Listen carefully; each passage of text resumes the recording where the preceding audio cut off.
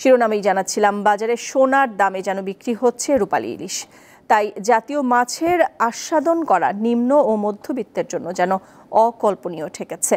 রাজধানীর বাজারে দেখা যায় মৌসুমেও 1 কেজি ওজনের ইলিশ বিক্রি হচ্ছে 2 থেকে 2,500 টাকায়। মৎস্যজীবী ও বাজার সংশ্লিষ্টদের দাবি, দাদন ব্যবসায়ীদের কারণে ইলিশের দাম চড়া।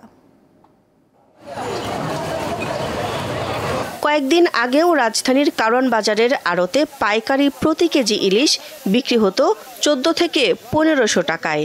শুক্রবার ছুটির দিন গুনতে হয় 1800 থেকে 2000 টাকা পর্যন্ত। খুচরা পর্যায়ে দাম আরও 200-100 টাকা বেড়ে যায়। তারপরও বাজারে ক্রেতার ভিড়।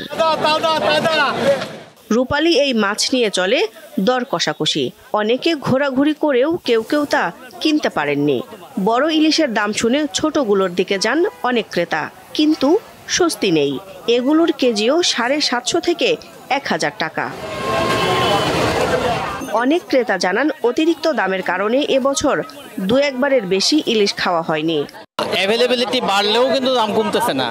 আমি আসলে গতবার অনেকবার কিনেছি, কিন্তু এবছর মনে হয় আগে একদিন কিনেছি, বোধহয় 2টা বা 3টা, আর এই আজকে কিনলাম। এই বছর অনলি একবার ইলিশ মাছ কিনলাম, কারণ যে পরিমাণ দাম আসলে আমাদের ক্রয় ক্ষমতার বাইরে। তো তারপরও ছেলেমেয়েরা চাই ইলিশ খাবে, বাসা ওয়াইফ চাই ইলিশ খাবে, এই জন্য আসা আর কি।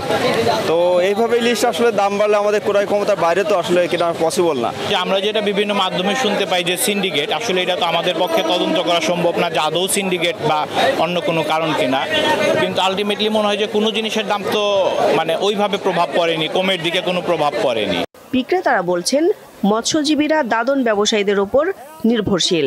এ কারণে ঘাটেই মাছের দাম বেড়ে যায়, পরে আরও কয়েক ধাপে বাড়ে। তো সিন্ডিকেট করে যারা পার্টি, ওনারা কি করে, এদেরকে লক্ষ লক্ষ টাকা দাদন দেয়।